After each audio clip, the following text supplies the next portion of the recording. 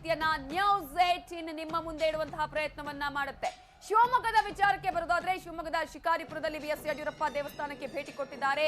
ಹುಚ್ಚರಾಯಸ್ವಾಮಿ ದೇವಸ್ಥಾನದಲ್ಲಿ ಮಗನ ಜೊತೆ ಗೆಲುವಿಗಾಗಿ ಬಿಎಸ್ ಯಡಿಯೂರಪ್ಪ ಬಿವೈ ರಾಘವೇಂದ್ರ ಪೂಜೆ ಸಲ್ಲಿಸ್ತಾ ಇರುವಂತಹ ದೃಶ್ಯಗಳನ್ನ ನಾವು ಗಮನಿಸ್ತಾ ಇದ್ದೀವಿ.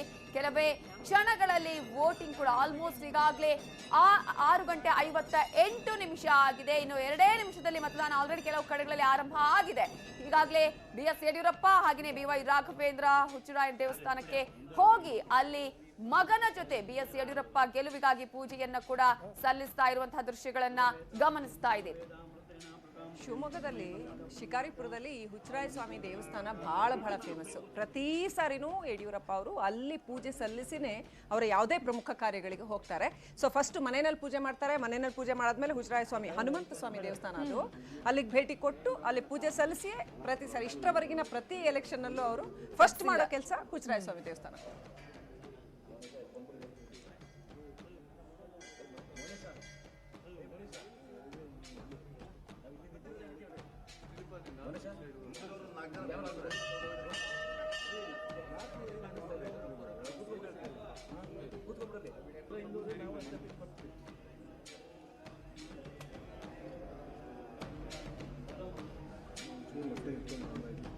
ಹುಚ್ಚರಾಯ ಸ್ವಾಮಿ ದೇವರ ಕಂಕಣ ಕಟ್ಟಿಸ್ಕೊಂಡೇನೆ ಪ್ರತಿ ಸಾರಿ ಅವರು ಯಾವುದೇ ಪ್ರಮುಖವಾದ ಕೆಲಸ ಮಾಡೋದಕ್ಕೆ ಮುಂದಡಿ ಇಡೋದು.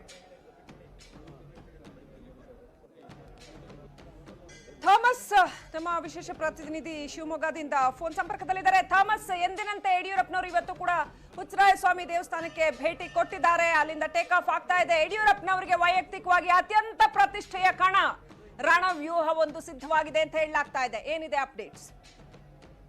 ಶ್ರೀಲಕ್ಷ್ಮಿ, ಇದರೊಳಗೆ ಯಾವುದೇ ರೀತಿಯ ಅನುಮಾನ ಇಲ್ಲ. ಯಡಿಯೂರಪ್ಪನವರಿಗೆ ತುಂಬಾ ಪ್ರತಿಷ್ಠೆಯ ಕಣ, ಎಲ್ಲಕ್ಕಿಂತ ಹೆಚ್ಚಾಗಿ ತಮ್ಮ ಪುತ್ರನನ್ನ ಗೆಲ್ಲಿಸಲೇಬೇಕಂತ ಒಂದು ಪಣಕ್ಕೆ ಕೂಡ ಅವರು ಬಿದ್ದಿದ್ದಾರೆ ಅಂತ ಕೂಡ ತಪ್ಪಾಗ್ಲಿಕ್ಕಿಲ್ಲ. ಆ ಒಂದು ಹಿನ್ನೆಲೆಯಲ್ಲಿ ಅವ್ರು ಪ್ರತಿ ಬಾರಿ ಚುನಾವಣೆ ಟೈಮಲ್ಲಿ, ವಿಧಾನಸಭಾ ಚುನಾವಣೆ ಇರ್ಬೋದು ಅಥವಾ ಲೋಕಸಭಾ ಚುನಾವಣೆ ಇರ್ಬೋದು, ತಾವಿರ್ಬೋದು ಅಥವಾ ತಮ್ಮ ಕುಟುಂಬದ ಯಾರೇ ಸದಸ್ಯರು ಕೂಡ ಸ್ಪರ್ಧಿಸುವಂತ ಟೈಮಲ್ಲೂ ಕೂಡ ಮತದಾನಕ್ಕೆ ಮುನ್ನ ತಮ್ಮ ಮನೆ ದೇವರಾದಂತ ಹುಚ್ಚರಾಯ ಸ್ವಾಮಿ ಟೆಂಪಲ್ಗೆ ಅವರು ಪೂಜೆ ಸಲ್ಲಿಸುವಂತದ್ದು ಒಂದು ಸಂಪ್ರದಾಯ. ಅದ್ರ ಪ್ರಕಾರ ಇವತ್ತು ಕೂಡ ಕುಟುಂಬ ಸಮೇತರಾಗಿ ಹುಚ್ಚರಾಯ ಸ್ವಾಮಿ ಟೆಂಪಲ್ಗೆ ಬಂದು ಭೇಟಿ ಕೊಟ್ಟಿದ್ದಾರೆ, ಪೂಜೆ ಸಲ್ಲಿಸಿದ್ದಾರೆ, ಕಂಕಣನೂ ಕೂಡ ಕಟ್ಟಿಸ್ಕೊಂಡಿದ್ದಾರೆ. ಹುಚ್ಚರಾಯ ಸ್ವಾಮಿ ದೇವರಲ್ಲಿ ತಮ್ಮ ಪುತ್ರನನ್ನ ಗೆಲ್ಲಿಸುವಂತೆ, ಅಲ್ಲದೆ ತಮ್ಮ ಪ್ರತಿಷ್ಠೆ ಏನಿದೆ ಆ ಮೈತ್ರಿ ಅಭ್ಯರ್ಥಿಯ ಮುಂದೆ ಗೆಲ್ಲಲೇಬೇಕಾದಂತ ಒಂದು ಅನಿವಾರ್ಯತೆ, ಅದೇ ರೀತಿ ಅಗತ್ಯ ಎರಡೂ ಕೂಡ ಇರುವಂತ ಹಿನ್ನೆಲೆಯಲ್ಲಿ ತಮ್ಮ ಪುತ್ರನನ್ನು ಗೆಲ್ಲಿಸು ಅನ್ನುವಂತ ರೀತಿಯಲ್ಲಿ ಒಂದು ಪೂಜೆಯನ್ನು ಕೂಡ ಸಲ್ಲಿಸಿದ್ದಾರೆ. ಈ ನಂತರದಲ್ಲಿ ಇಲ್ಲಿಂದ ಹೊರಟು ಕೆಲವೇ ಕ್ಷಣಗಳಲ್ಲಿ ಎಕ್ಸಾಕ್ಟ್ ಆಗಿ 7 ಅಥವಾ 7:05 ಒಳಗಡೆ ಅವರು ಮತದಾನವನ್ನ ಕುಟುಂಬದ ಸಮೇತ ಮಾಡ್ತಿದ್ದಾರೆ.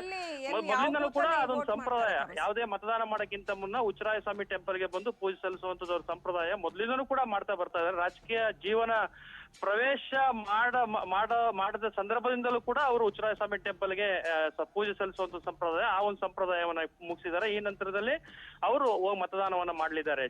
ಥಾಮಸ್, ಬಹಳ ಬೇಗ ಹೇಳ್ತಾರೆ ಅವರು, ಬಹಳ ಬೇಗ ಅವ್ರ ರೊಟೀನ್ ಶುರುವಾಗುತ್ತೆ. ಮನೇಲಿ ಪೂಜೆ ಮುಗಿಸಿ ಹುಚ್ಚರಾಯ ಸ್ವಾಮಿ ದೇವಸ್ಥಾನಕ್ಕೆ ಬಂದಿರ್ತಾರೆ. ಸೊ ಎಲ್ಲಿ ವೋಟ್ ಮಾಡ್ತಾರಂತೆ, ಅವ್ರ ಜೊತೆಗೆ ಬೆಂಬಲಿಗರು ಬರ್ತಾರಾ, ಏನಂತೆ ಕತೆ ಮುಂದಿಂದ? ಇಲ್ಲಿಂದ ಹೊರಟು ಅವರು ವಿಕಾಸ್ ಸೌಧ, ಇಲ್ಲೇ ಪಕ್ಕದಲ್ಲೇ ಒಂದು ವಿಕಾಸ್ ಸೌಧ ಅಂತ ಪುಟ್ಟ ಸರ್ಕಾರಿ ಕಚೇರಿ ಇದೆ, ಅಲ್ಲಿ ಒಂದು ಮತಗಟ್ಟೆಯನ್ನು ಕೂಡ ಇದೆ. ಮತಗಟ್ಟೆಯಲ್ಲಿ ಅವ್ರು ಮೊದಲಿನೂ ಕೂಡ ತಮ್ಮ ಕುಟುಂಬ ಮತ್ತೆ ಕುಟುಂಬದ ಸದಸ್ಯರು ಮತದಾನ ಮಾಡುವಂತದಲ್ಲೇ, ಅದೇ ರೀತಿ ಈ ಬಾರಿನೂ ಕೂಡ ಅವರಲ್ಲಿ ಮತದಾನ ಮಾಡಲಿದ್ದಾರೆ. ಇನ್ನೊಂದು ವಿಶೇಷ ಅಂತ ಹೇಳಿದ್ರೆ, ಮತದಾನ ಪ್ರಕ್ರಿಯೆ ಆರಂಭ ಆಗುತ್ತೆ 7 ಗಂಟೆಗೆ ಆರಂಭ ಆಗುತ್ತೆ. ಆ 7 ಗಂಟೆಗೆ ಹಿಂದಿನ ಚುನಾವಣೆಗಳಲ್ಲಿ ಅವರು ಸರದಿ ಸಾಲಿನಲ್ಲಿ ನಿಂತು ಮತದಾನ ಮಾಡಿರುವಂತದ್ದು ಕೂಡ ನಾವು ನೋಡಿದೀವಿ.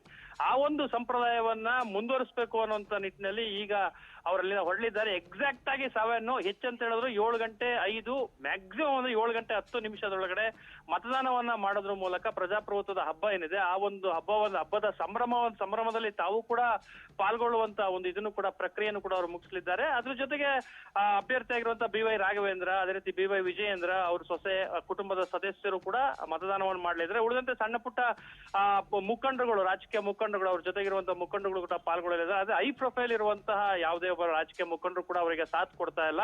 ಯಾಕಂದ್ರೆ ಬೇರೆ ಬೇರೆ ಕಡೆಗಳಲ್ಲೂ ಕೂಡ ಮತದಾನ ಪ್ರಕ್ರಿಯೆ ನಡಿಬೇಕಾಗಿರೋದ್ರಿಂದ ಅವರು ಬೇರೆ ಬೇರೆ ಕಡೆ ಮತಗಟ್ಟೆಗಳಲ್ಲಿ ಮತದಾನವನ್ನು ಮಾಡಲಿದ್ದಾರೆ. ಉಳಿದಂತೆ ಮತದಾನ ಮಾಡಿದ ನಂತರ ಯಡಿಯೂರಪ್ಪ ಸೇರಿದಂತೆ ಅವರ ಪುತ್ರ ಕೂಡ ಇಡೀ ಕ್ಷೇತ್ರವನ್ನು ಸುತ್ತಿ ಅಲ್ಲಿ ಯಾವ ರೀತಿಯಾದಂತ ಮತದಾನ ಪ್ರಕ್ರಿಯೆ ನಡೀಲಿದೆ ಅನ್ನೋದ್ರ ಬಗ್ಗೆನೂ ಕೂಡ ಒಂದು ಪರಿವೀಕ್ಷಣೆ ಮಾಡ್ಲಿದ್ದಾರೆ ಅನ್ನೋ ಮಾಹಿತಿ ಕೂಡ ಲಭ್ಯ ಆಗ್ತಾ ಇದೆ. ಇನ್ನೇನು ಕೆಲವೇ ಕ್ಷಣಗಳಲ್ಲಿ ಹುಚ್ಚರಾಯ ಸ್ವಾಮಿ ಟೆಂಪಲ್ ಈಗಾಗಲೇ ಪೂಜೆ ಮುಗಿದಿದೆ. ಇಲ್ಲಿಂದ ಹೊರಟು ಅವರು ನೇರವಾಗಿ ವಿಕಾಸ ಸೌಧ ಏನಿದೆ ಅಲ್ಲಿ ಸರ್ಕಾರಿ ಕಚೇರಿಯಲ್ಲಿ ಮತದಾನವನ್ನ ಮಾಡಲಿದ್ದಾರೆ. Thank you Thomas. ಇವರೆಲ್ಲ ನಾವು ನೋಡ್ತಾ ಇದ್ರೆ ನಮಿತಾ ಟಿಪಿಕಲ್ ಪೊಲಿಟಿಷಿಯನ್ಸ್ ಅಷ್ಟೇ ಅಲ್ಲ, 24x7 ಪೊಲಿಟಿಷಿಯನ್ಸ್. ದೇವೇಗೌಡರಾಗ್ಲಿ, ಬಂಗಾರಪ್ಪನವರಾಗಿರ್ಲಿ ಹಿಂದೆ, ಅಥವಾ ಈಗ ಯಡಿಯೂರಪ್ಪನವರಾಗ್ಲಿ, ಇವ್ರಿಗೆಲ್ಲ ರಾಜಕೀಯ ಬೇರೆ, ವೈಯಕ್ತಿಕ ಜೀವನ ಬೇರೆ ಅಂತ ಇರೋದಿಲ್ಲ. ಬೆಳಗ್ಗೆ ಸೂರ್ಯೋದಯ ಆಗೋಷ್ಟೊತ್ತೆ